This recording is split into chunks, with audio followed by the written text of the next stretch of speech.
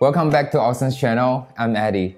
At Oxen, we provide complete and comprehensive remote monitoring and management solutions for the entire life cycle of edge devices.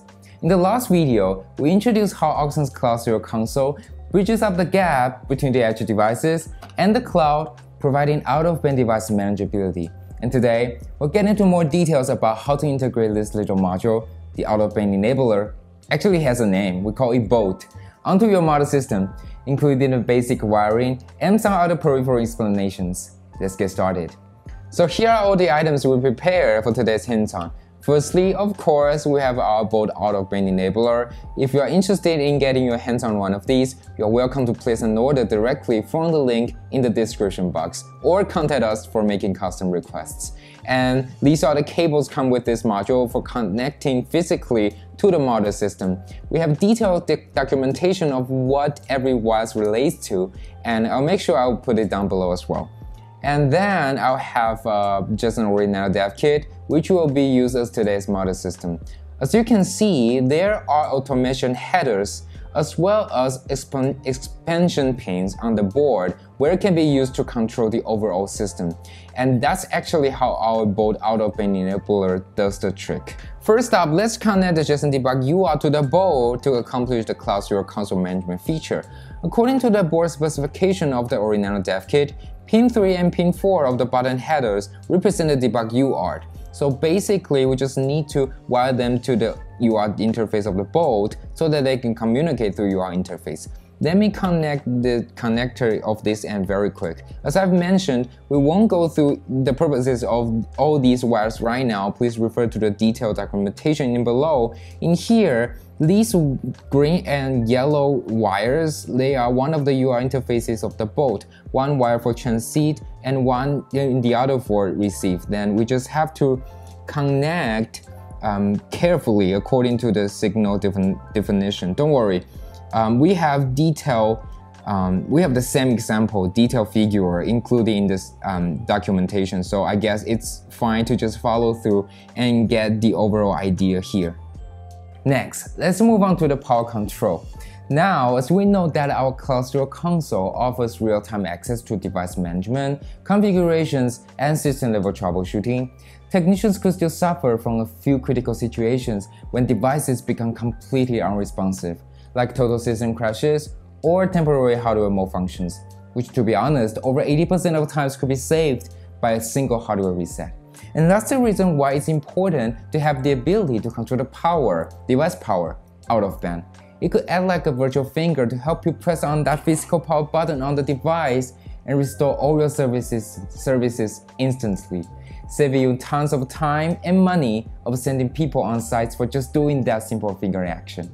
So again, as you can see in the board specification, this original also has these power pins for power control among these button headers. By pulling the signal, we can do hardware-based power switch or power reset. So all we have to do right now is connect the signal wires of the BOLT to the corresponding power pins headers. Okay, so it's done.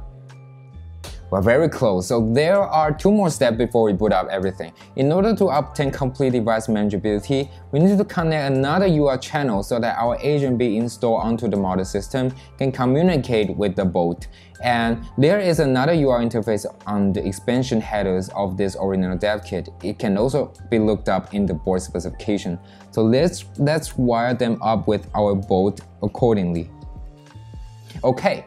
So lastly, we just need to give it an Ethernet cable for accessing the internet and then power on the whole system. Let me do that very quick and I'll be right back.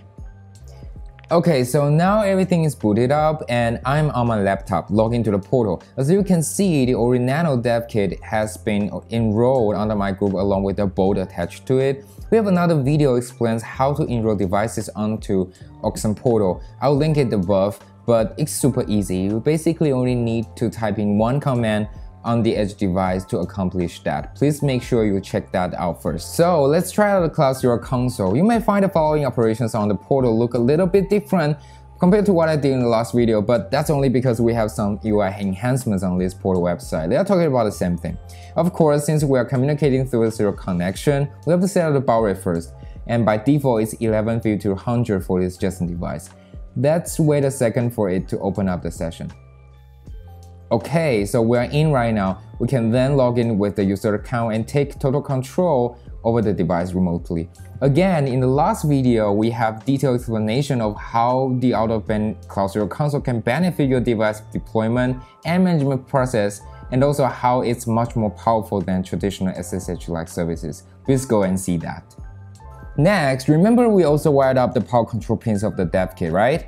We can then control the physical device power remotely on the portal. We put a real-time screen of the device somewhere for you to see what's really going on. I can do a forced shutdown first to simulate an unexpected power shortage or hardware malfunction that could happen on the faraway field site.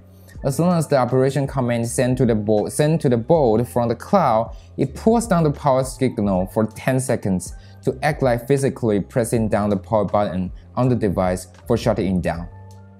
So now it's in the power off status. We can then use a power switch function to act like quickly press on the power button once to rescue and restore the device without physical access.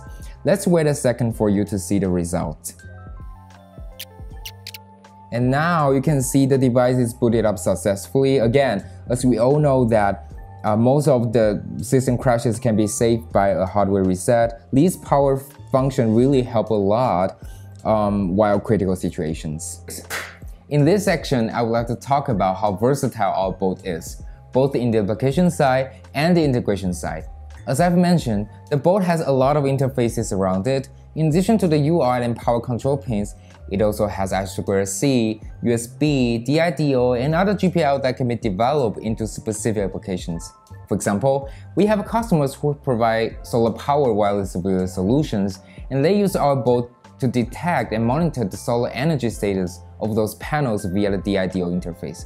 Also, we can achieve tamper detection by adding a sensor or glitch between the chassis of the device and the boat to further trigger immediate alerts if there is any intruders want to steal these valuable assets.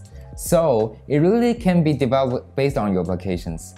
And it's also worth to mention that in addition to using Ethernet cable for connecting the internet, the boat has 4G and Wi-Fi capabilities for accomplished total wireless solution.